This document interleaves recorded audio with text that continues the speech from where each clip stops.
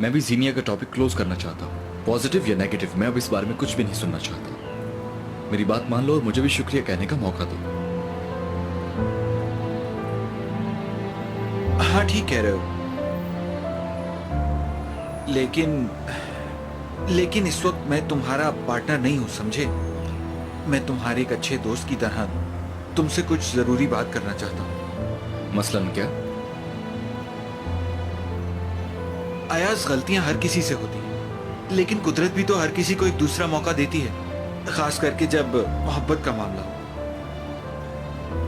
और मोहब्बत में माफ कर देना इतना मुश्किल भी नहीं है अयाज। मोहब्बत के फैसले मुश्किल नहीं होते ज़ावियर।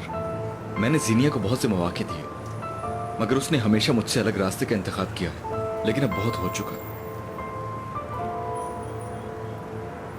अयाज सुनो तो, वो लड़की तुम्हें चाहती है।